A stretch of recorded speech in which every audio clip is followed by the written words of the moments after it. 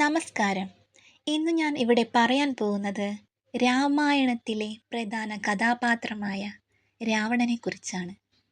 ഐതിഹ്യപ്രകാരം രാവണൻ ലങ്ക ഭരിച്ചിരുന്ന രാക്ഷസ രാജാവായിരുന്നു.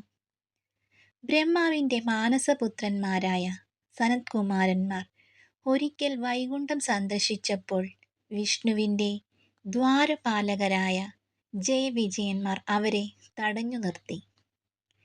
ഇതിൽ കോപിച്ച് സനത്കുമാരന്മാർ അവരെ 3 ജന്മം അസുരന്മാരായി ഭൂമിയിൽ പിറന്ന് വിഷ്ണുവിനെ ദുഷിച്ച് ജീവിക്കാൻ ഇടവരട്ടെ എന്ന് ശപിക്കുകയും ചെയ്തു.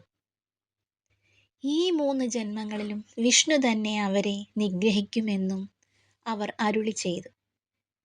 ഈ ശാപത്താൽ ആദ്യത്തെ ജന്മം അവർ ഹിരണ്യാക്ഷനും ഹിരണ്യകശിപുവുമായി പിറന്നു.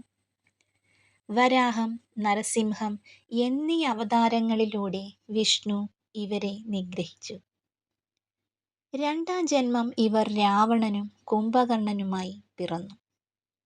രാമാവതാരത്തിൽ ഇവർ 2 പേരും നിഗ്രഹിക്കപ്പെട്ടു.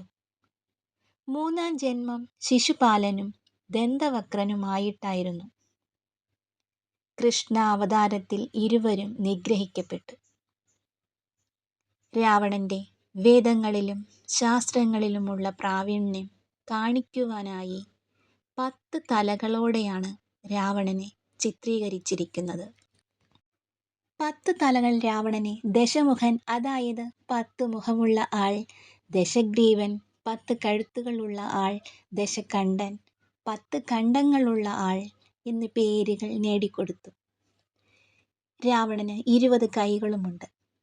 വിശ്രവസ എന്ന മുനിയുടെ പുത്രനായാണ് രാവണൻ ജനിച്ചത്. കൈകസിയായിരുന്നു രാവണന്റെ അമ്മ. രാവണനായിരുന്നു ഏറ്റവും മൂത്തവൻ.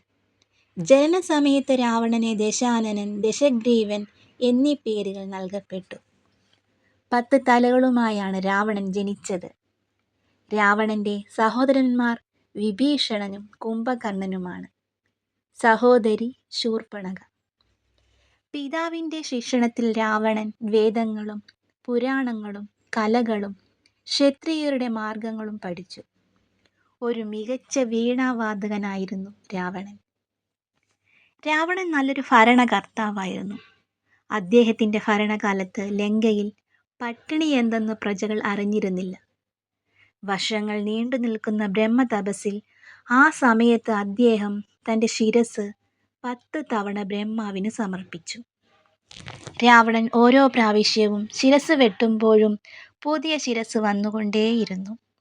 അങ്ങനെ 10ാം തവണ ശിരസ് അർപ്പിക്കാൻ നേരം ബ്രഹ്മാവ് പ്രത്യക്ഷപ്പെടുകയും വരം ആവശ്യപ്പെടാൻ പറയുകയും ചെയ്തു. രാവണൻ അമരത്വമാണ് വരമായി ചോദിച്ചത്. എന്നാൽ ബ്രഹ്മാവ് അത് നിരസിച്ചു. തന്നെ ഈശ്വരന്മാരായ ആർക്കും വധിക്കാൻ കഴിയരുതെന്ന വരം കൂടി രാവണൻ ആവശ്യപ്പെട്ടു. എന്നാൽ മനുഷ്യനെ ഉൾപ്പെടുത്താൻ രാവണൻ മറന്നുപോയി. രാമന്റെ മനുഷ്യജന്മമാണ് രാവണനെ വധിച്ചത്. എല്ലാവർക്കും രാവണന്റെ ഈ കഥ ഇഷ്ടമായെങ്കിൽ നമ്മുടെ ചാനൽ സബ്സ്ക്രൈബ് ചെയ്യുക, ലൈക്ക് ചെയ്യുക, കമൻറ്റ് ചെയ്യുക.